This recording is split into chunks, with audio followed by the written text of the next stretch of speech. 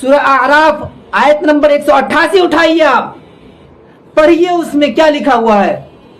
قُلْ لَا أَمْلِكُ لِنَفْسِي نَفْعًا وَلَا ضَرًّا إِلَّا مَا شَاءَ اللَّهُ۔ اب کہہ دیجئے میں اپنے لیے نہ تو نفع کا مالک ہوں نہ نقصان کا، مگر جو اللہ چاہے۔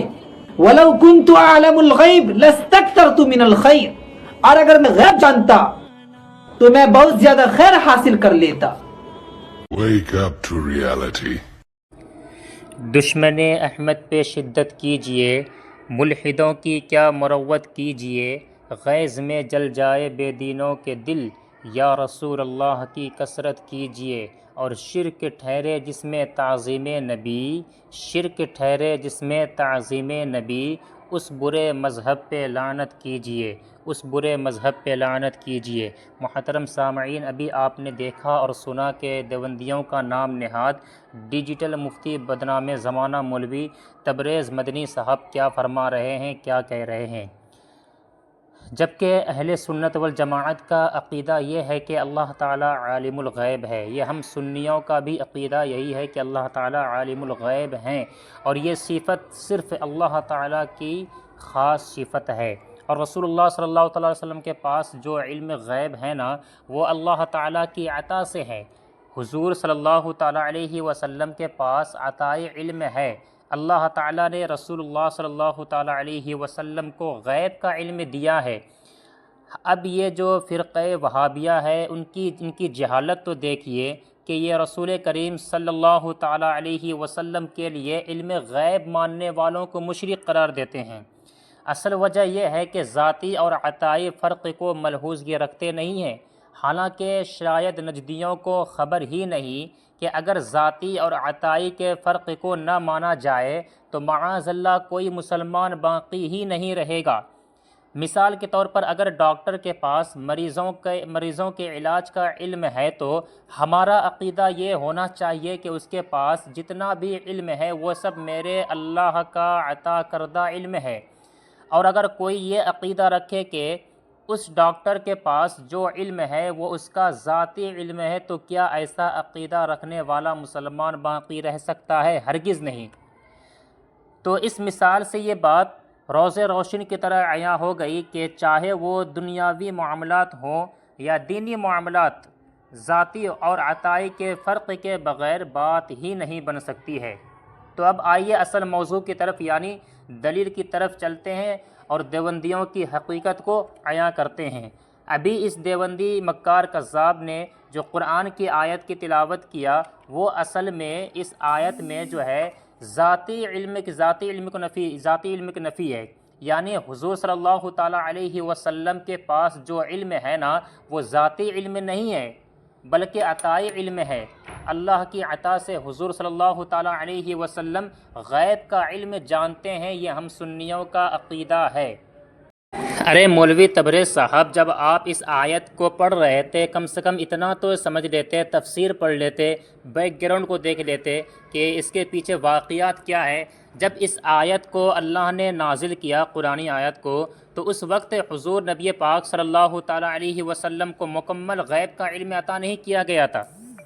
سمجھ رہے ہیں آپ تفسیر وغیرہ پڑھتے اڑتے ہیں نہیں اور آ جاتے ہیں منہ اٹھا کر بکواس کرنے کے لیے۔ ذرا آپ تفسیر وغیرہ پڑھ لیا کریں۔ اس آیت میں ذاتی علم کی نفی ہے، نہ کہ عطائی کی۔ حضور صلی اللہ تعالیٰ علیہ وسلم کے پاس جو علم غیب ہے نا، وہ ذاتی نہیں ہے بلکہ عطائی ہے۔ اللہ کی عطا سے حضور صلی اللہ تعالیٰ علیہ وسلم علم غیب جانتے ہیں، اور اس میں علم غیب کی جو ہے نا، علم غیب کی جو ہے عطائی علم کا اس میں قطعی طور پر انکار نہیں ہے۔ یعنی اس آیت سے جو مراد ہے اللہ تعالیٰ کی جو ہے نا وہ ذاتی علم ہے، اور یہ ہم بھی مانتے ہیں کہ اللہ تعالیٰ کے پاس جو بھی علم ہے وہ ذاتی ہے، اور اللہ کی عطا سے حضور صلی اللہ علیہ وسلم کے پاس عطائی ہے، اس میں کوئی شک و شبہ کی گنجائش نہیں ہے۔ یہاں پر مراد علم ذاتی ہے نہ کہ عطائی، اور ہمارا عقیدہ بھی یہی ہے کہ ذاتی علم اللہ کو ہے اور عطائی علم حضور صلی اللہ علیہ وسلم کو حاصل ہے۔ اللہ کی عطا سے حضور صلی اللہ علیہ وسلم جانتے ہیں جو ہو چکا ہے اور جو ہونے والا ہے۔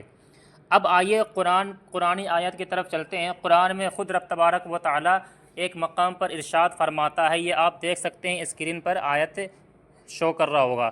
اللہ فرماتا ہے ولا یحیطون بشیء من علمہ الا بما شاء، اس کا مطلب یہ ہوتا ہے کہ اور وہ نہیں پاتے اس کے علم میں سے مگر جتنا وہ چاہے، یعنی اللہ تبارک و تعالی اپنے محبوب کو جتنا چاہے عطا کر دیتا ہے، یعنی اپنے حبیب صلی اللہ علیہ وسلم کو عطائی علم سے نواز دیتا ہے۔ یہاں پر عطائی علم کا ثابت ہونا مکمل طور پہ ہو گیا ہے۔ اب دیکھیے آگے چلتے ہیں، اللہ تبارک و تعالی دوسرے مقام پر ارشاد فرماتا ہے کہ وَمَا كَانَ اللَّهُ لِيُطْلِعَكُمْ عَلَى الْغَيْبِ وَلَكِنَّ اللَّهَ يَجْتَبِي مِن رُّسُلِهِ مَن يَشَاءُ، اس کا مطلب یہ ہوتا ہے کہ اور اللہ کی شان یہ نہیں ہے کہ اے عام لوگوں تم کو غیب کا علم دے، یعنی اللہ کی شان یہ قطعی نہیں ہے کہ وہ غیب کا علم جو ہے کسی عام لوگوں کو دے، بلکہ ہاں اللہ چن لیتا ہے اپنے رسولوں میں سے جس کو چاہے۔ اب مولوی تبریز صاحب ذرا آپ یہ بتائیے اس آیت کو آپ کس نگاہ سے دیکھتے ہیں؟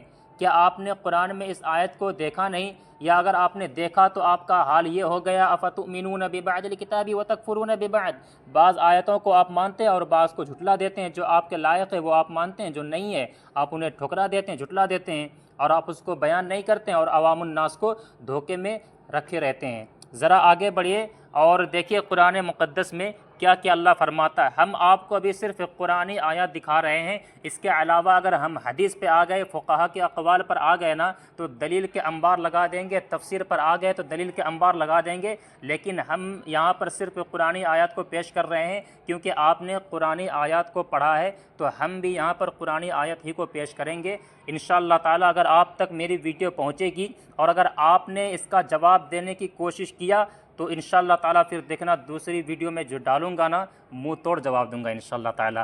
تو آگے بڑھتے ہیں اور دیکھتے ہیں اللہ تعالیٰ اور کیا فرماتا ہے۔ یہ آپ دیکھ سکتے ہیں کہ اللہ فرماتا ہے وَعَلَّمَكَ مَا لَمْ تَكُنْ تَعْلَمْ وَكَانَ فَضْلُ اللَّهِ عَلَيْكَ عَظِيمًا۔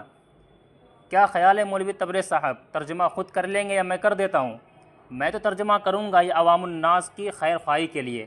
دیکھیے اس کا ترجمہ یہ ہے، اور تم کو سکھا دیا جو کچھ تم نہ جانتے تھے اور اللہ کا تم پر بڑا فضل ہے۔ تو کیا خیال ہے مولوی تبریز صاحب، اسی طریقے سے آپ عوام الناس کو کب تک دھوکہ دیتے رہیں گے اور اپنے آپ کو سچا ثابت کرنے کی کب تک کوشش کرتے رہیں گے؟ انشاءاللہ تعالی میں آپ کو یہ کبھی ہونے نہیں دوں گا۔ آپ جتنی مرتبہ آئیں گے انشاءاللہ تعالی ہم آپ کے جواب دینے کے لیے مکمل طور پہ دلیل کی روشنی میں حاضر رہیں گے انشاءاللہ تعالی۔ یہ ہم سنیوں کی جو ہے نا الگ ہی پہچان ہے۔ تو آپ دیکھیے قرآن میں ہی اللہ تبارک و تعالی ایک اور مقام پر ارشاد فرماتا ہے، یہ آیت ہے قرآن کی وَمَا هُوَ عَلَى الْغَيْبِ بِضَنِينٍ، وَمَا هُوَ عَلَى الْغَيْبِ بِضَنِينٍ۔ کیا خیال ہے مولوی تبریز صاحب، اس آیت کے بارے میں آپ کیا کہتے ہیں؟ اس کا مطلب ہوتا ہے کہ اور یہ نبی غیب بتانے میں بخیل نہیں ہے، یعنی بخیل کے مطلب ہوتا ہے کنجوس، یعنی نبی جو ہوتے ہیں نا وہ غیب کی خبر بتانے میں کنجوسی نہیں کرتے ہیں۔